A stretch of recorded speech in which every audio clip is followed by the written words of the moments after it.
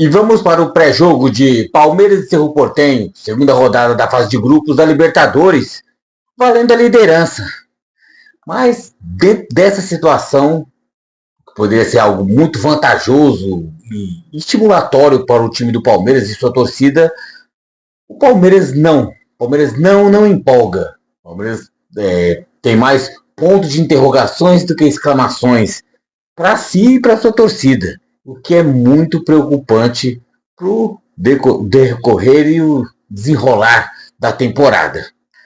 Antes de falar um pouco desse Palmeiras aí, o que a gente pode esperar ou não esperar, ou pode ser muito mais do mesmo, fazer aquele pedidinho já, pedir para você já deixar o seu like, não deixar para o fim do vídeo, já deixa agora o like, se inscreva no canal caso não for inscrito ainda e compartilhar o conteúdo do mesmo entre os seus. E vamos lá, falar desse Palmeiras, um dos motivos por que esse Palmeiras não empolga.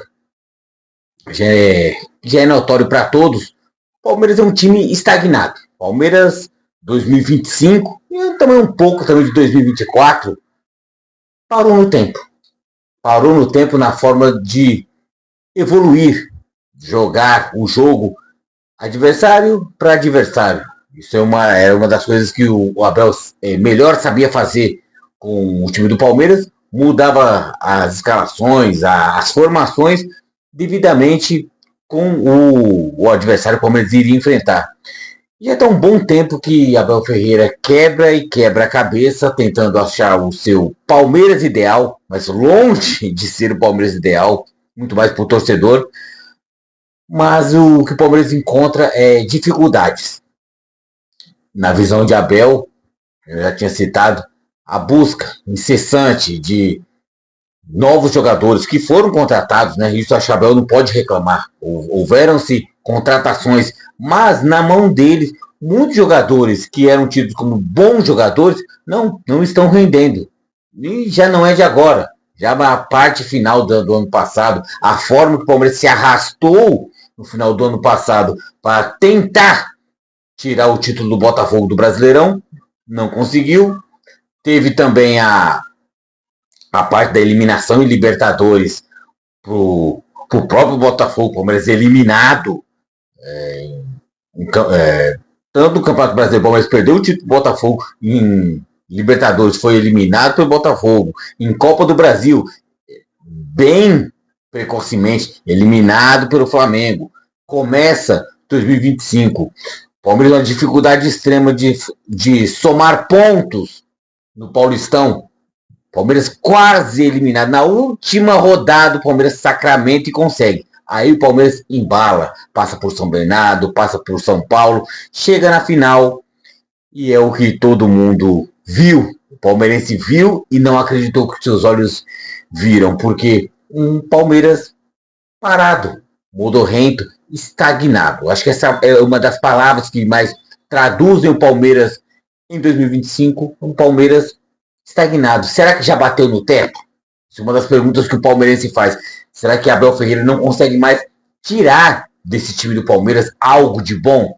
Bem que é um novo Palmeiras que, como eu citei, chegou novas peças, novos jogadores. Então o Palmeiras poderia estar apresentando algo melhor. Mas isso aí a gente tem que colocar na culpa de quem? Da comissão técnica, no Abel, mas também parte dos jogadores também.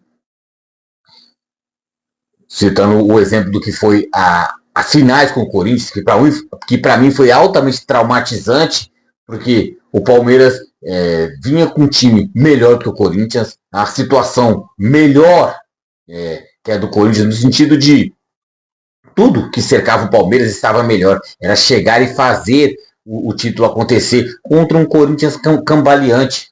Um Corinthians que entrou nos dois jogos extremamente recuado, com a maioria dos times que vai enfrentar o Palmeiras assim se porta, e o Palmeiras não.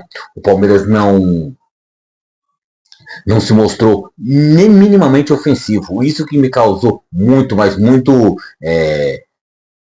descontentamento, tristeza, raiva, porque esperava-se mais do Palmeiras. Então o Palmeiras já não é de hoje, encontra-se estagnado. Teve a final do Paulistão, o Palmeiras perde o título para o maior rival, começa o Brasileirão. primeira rodada, a forma que empata com o Botafogo, não se vê evolução. Começa a Libertadores, Palmeiras e Sporting Cristal, o Palmeiras na última das bolas, vai lá e consegue a vitória, daquele jeito, da mesma forma como foi em todo aquele tempero, a Palmeiras consegue a primeira vitória na Libertadores, conseguiu no Brasileirão, ganhando do Sport da forma que foi, sem mérito nenhum. Então, pênalti que foi, não foi, deu, não deu, mas acabou dando, e o Palmeiras, uma coisa que tem que se, sei lá, tirar o chapéu pro Palmeiras, mediante aos pênaltis, que não é nenhuma especialidade recente pro Palmeiras. O Palmeiras conseguiu pelo menos converter as duas cobranças minimamente, né? Caiu no colo do Palmeiras as duas cobranças e só faltava não fazer. Das mudanças de Abel, acho que eu quero citar agora, falar um Abel que parece sim, parece não, está nitidamente perdido, porque ele está entre a cruz e a espada, no sentido de chegou novos jogadores e ele está tentando testar o melhor Palmeiras. Entre a cruz e a espada que eu falo, ele tenta rodar o time, mas nesse rodar o time para ver quem é o melhor ou o menos pior, dependendo da situação, o Palmeiras não tem continuidade. Sem continuidade, não tem como o Palmeiras ter, por mais o torcedor cobre, até com razão, um futebol minimamente decente. Porque os jogadores em si, no jogo, dia após dia, não se conhecem. Porque uma hora o lateral direito é o Giai, na outra é o Bruno Fux, que é improvisado. Na verdade, são 3 zagueiros e pela esquerda um Piquerez tendo mais liberdade. E quem fazia a ala direita, o Estevão. Isso deu certo, de certa forma, com o Sporting Cristal. Então espero que dê, parece que essa vai ser a formação do Palmeiras contra o Cerro Porteño. O Abel ele tem um certo defeitinho, o Abel, já é histórico no Abel, o quê? Ele coloca uma formação, ela dá certo, o Abel fica insistindo, é o tal do time que tá ganhando, não se mexe, e fica lá, insistindo, e muitas vezes o Palmeiras não progride, não evolui muito por esse pensamento pequeno do Abel, desde fazer uma escalação meio que, não vou dizer que espelhada, mas baseado no que o adversário pode propor contra o Palmeiras. Não, o Abel é aquela coisa, isso deu certo há 2, 3 partidas atrás, eu não vou mudar, é isso e isso. Não sei se isso é legal, é muito complicado querer um Palmeiras evoluído se o pensamento do técnico é esse. Deu certo com o Sporting Cristal, contra o Cerro Porteño eu vou assim, contra o Bolívar eu vou assim, e dessa forma o Palmeiras não evolui. Da escalação do Palmeiras, que nem eu dei o exemplo como foi a escalação contra o Sporting Cristal, o Palmeiras 3-2 consegue vencer e colou na liderança, dividindo a liderança com o próprio Cerro Porteño. A escalação do Palmeiras muito provavelmente vai ser a mesma, se não houver nenhum invencionismo a mais do que já está inventando o Abel. O Everton no gol, né? Se bem que poderia ter o Marcelo Lomba, já que o Everton é um caso repetido de falhas após falhas. Então, os gols contra o Sporting Cristal não foram falhas, mas goleiro de time comum, de time pequeno ou médio, não precisa fazer milagre, mas goleiro de um time grande, tal qual é o Palmeiras, tem que fazer milagre. É melhor se posicionar e buscar a bola, tá certo? Um gol ou outro tá no ângulo, não dá para buscar, mas muito das falhas do Everton é o que? Falha de posicionamento, falha de reflexo também, dos gols tomados do Everton, bola passando entre os braços dele por baixo do corpo, é a junção de mal posicionado com falha no reflexo dele também. Porque a gente espera um bom reflexo e boas atuações de um goleiro do tamanho do time que ele está. do Corinthians, do Palmeiras, do São Paulo, do Flamengo, queremos atuações tops, assim, atuações que batam com a grandeza do time. Goleiro, dizem, né, que um grande time começa com um grande goleiro, e o Everton vem mais falhando do que fazendo milagres. Milagres que a gente cobramos de goleiro de time grande.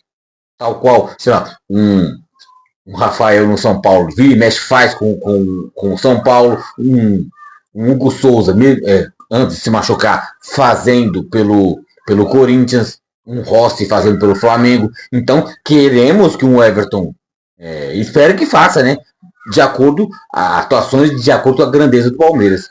Mas então, o Everton no gol, e a linha de 4 jogadores, que na verdade não é 4, é 3. Vou explicar. Foi o mesmo que foi contra o Sporting Cristal, que deu certo, porque venceu. A linha de 4, mas na verdade são 3. Bruno Fux, Gustavo Gomes, Mikael. É a linha que fecha com os 3. E entra o quarto elemento, que é o Piquerez. Piquerez, nessa linha de 4 jogadores, ele tem a liberdade para ser praticamente um ala, do meio para frente, sem ter a incumbência defensiva. E ficando a linha fixa de 3. Bruno Fux, Gustavo Gomes e Mikael. Piquerez se lança com liberdade pela esquerda. E quem faria a direita? Palmeiras sem a bola seria a direita de Bruno Fux. Seria meio que aquela falsa dobra de laterais que já foi em outrora de Marcos Rocha e Mike, que muitas vezes não dava certo. Seria Bruno Fux fazendo a incumbência defensiva e Estevão. Estevão, que por mim é muito criticado quando ele fica muito enfiado, beirando a linha lateral de campo, quase enfiado na bandeirinha de escanteio. Ele vai jogar um pouco mais recuado, não fazendo a ponta direita, mas a ala direita. Para mim ele não me encantou muito não encantou nada contra o Sporting Cristal, por mais que o Palmeiras venceu. Ele foi produtivo porque o Estevão, ele acaba sendo produtivo porque não porque ele está tendo boas apresentações, mas porque ele é muito exigido. É quase que uma coisa meio que viciosa. Muita bola no Estevão, muita ligação direta. Recuar a bola ou para os zagueiros, ou para o Gustavo Gomes, ou até para o Everton, e ligação direta, chutão. E o Estevão, que não tem essa habilidade de correr atrás da bola. O Estevão é muito habilidoso com a bola no pé em progressão para o ataque. E o Palmeiras não faz isso. Parece que o Abel Ferreira não tem essa leitura óbvia. Que todo mundo percebe que o Estevão com a bola no pé e se lançando ele com a bola no pé, controlando, indo para o ataque, ele é uma coisa. Mas ele correndo para bater de frente contra uma parede, que é o muro que qualquer adversário vai formar contra o Palmeiras, Estevão acaba não sendo útil. Tanto que na partida contra o Sport, ele nem titular, ele entrou no segundo tempo e até melhorou o nível do Palmeiras, mas ele começou no banco. Em vista do que aconteceu contra o Sporting Cristal, antes da partida do qual eu falei contra o Sport, ele ficou tão previsível beirando a linha lateral de campo que a Abel nem colocou ele. Não sei se preservando ou não, pode até ter sido um ato de preservar o Estevão, mas por ele ter ficado apagado num jogo, no outro ele nem jogou, né? Uma das mudanças também do Abel. Do meio para frente, né? Eu falei a linha de 4, que na verdade com 3 e Estevão fazendo a ala direita. Os dois volantes, que estão os mais agradando até o exato momento, Emiliano Martins e Lucas Evangelistas. Os dois parece que está sendo a dupla de volante ideal do Palmeiras no momento. Eles que colocaram no banco tanto colocou o Richard Rios, né? Que era o queridinho do Abel, foi para o banco, e o Aníbal Moreno também foi para o banco também. Hoje não pega mais titularidade, perdendo para Emiliano Martins, um jogador mais forte, mais bruto, mais vil, mais incisivo na parte defensiva, e Lucas Evangelista, que sabe fazer o balanço tanto defensivo e um pouco mais ofensivo, dá uma qualidade, dá um passe melhor, tem uma presença boa. Estou gostando de Lucas Evangelista. E mais à frente, né, seria Rafael Veiga na referência e Facundo Torres fazendo, agora não ficando preso na ponta esquerda, mas fazendo o balanço, aquele jogador simulando como fosse um limpador de para-brisas, que vai da direita para a esquerda, flutuando nas costas de Vitor Roque. Então essa seria a função de Facundo Torres, flutuar nas costas de Vitor Roque, municiando ele, não deixando essa tarefa somente para Rafael Veiga. Mas Facundo Torres, na teoria, somente na teoria, seria o jogador responsável por municiar um Vitor Roque, não deixar ele sozinho e óbvio na frente. Falou que na teoria, porque Facundo Torres está sendo muito bom na teoria, porque na prática é um misto de jogador apagado com jogador que se esconde. Eu percebo muitas vezes ele tentando se infiltrar na zaga para ficar atrás de um zagueiro forte, para ele falar, ó, estou marcado, não toque em mim. Em vez de ele tentar sair da marcação, ele procura a marcação. Isso é sintoma de jogador que não tem confiança, de jogador que está se perdendo muito pela falta de confiança, muito pela falta do brilho que nele colocaram, achando que ele poderia ser um destaque e não está sendo. Cerro Porteño, né? Cerro Porteño que o empate basta para o Cerro Porteño segurar a liderança. Eles vão jogar para eles. Não esperem o Cerro Porteño se lançando ao ataque, como eu citei no começo do vídeo. Nenhum time vem no Allianz Parque ou vai enfrentar o Palmeiras de peito aberto. Talvez, será que enfim, quem enfrenta o Palmeiras dessa forma seria no máximo um Flamengo. Eu não vejo outro time no Brasil chegando até na casa do Palmeiras jogando aberto. Acho que o Flamengo faria isso, pela qualidade técnica que tem, um time entrosado de muito tempo e que é um time bom, para mim o melhor do Brasil há anos. Não é de agora que eu falo isso. Mas fora isso, todo mundo vem jogar fechadinho. Uma coisa que o Abel já deveria saber. E montar um time mais rápido, mais ágil, um time mais aberto. Nessa formação do que eu acabei de falar, o Palmeiras não vai jogar com pontas, vai jogar com o Estevão aberto na ala e Rafael Veiga centralizado no meio e Facundo Torres fazendo aquele balanço ofensivo, municiando o Vitor Roque, mas ninguém espetado. Deveria ser o Palmeiras jogar espetado, por quê? Para tentar abrir a zaga do Cerro Porteño, que vai jogar fechadinho, porque senão, e eu acho que vai ser mesmo festival de bolas diretas ligadas ou do Gustavo Gomes ou do Everton para o Estevão, o óbvio do óbvio, o Palmeiras não sabe muito disso, ou ir até a linha de fundo com o Piquerez ou com o Estevão e lançar a bola levantada na área. Para o Vitor Roque, um tampinha pequenininho para zagueiro gigantões de 1,80, 1,90, tentar brigar de cabeça. Então aí o Palmeiras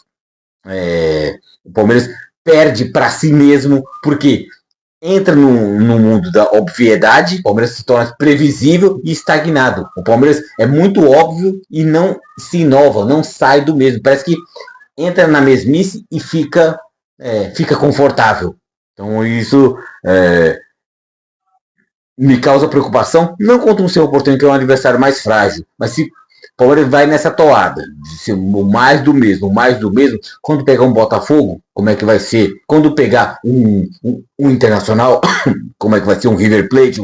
Então, eu não quero nem saber de um Flamengo, né? E o que seria de um Flamengo enfrentando o Palmeiras desse jeito? Há muito tempo que não muda. Então, é isso que me preocupa. É o Palmeiras que não empolga, é um Palmeiras que é um time que está estagnado, parado no tempo e aquela dúvida, será que o nível do Palmeiras já bateu no teto? Abel Ferreira, ele está tentando fazer algo, mas não está conseguindo. Será que Abel não consegue mais superar os seus limites? Bati no teto, não consigo mais ir. Será que é?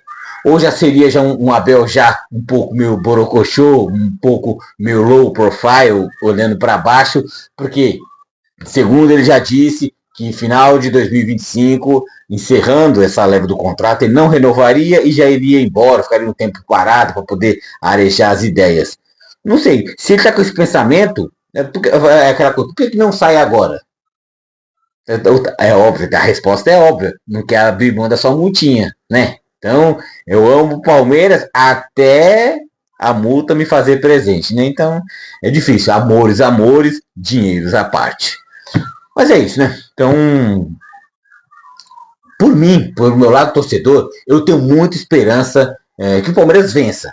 Esperança que o Palmeiras jogue bem o fino da bola, do qual não vem jogando, ainda mais com essa escalação, com essa formação e esse estilo de jogo, de jogadas previsíveis, ligações diretas, cruzamentos excessivos para a grande área adversária, sem ter jogador com estatura para tal, é muito contar com a sorte. E muitas vezes a sorte pode não sorrir. Então é isso, gente. Se findando agora o nosso pré-jogo, né? Mostrando mais um pouco mais o meu achismo do que provavelmente será esse Palmeiras contra o Cerro Porteño. Espero que vença e salte na liderança do grupo, isoladamente. Está dividindo a liderança. Critério de desempate, o Palmeiras está em segundo colocado, mas é vencer o Cerro Porteño que o Palmeiras assume a liderança. E agora começar a olhar para frente. E detalhe também, né?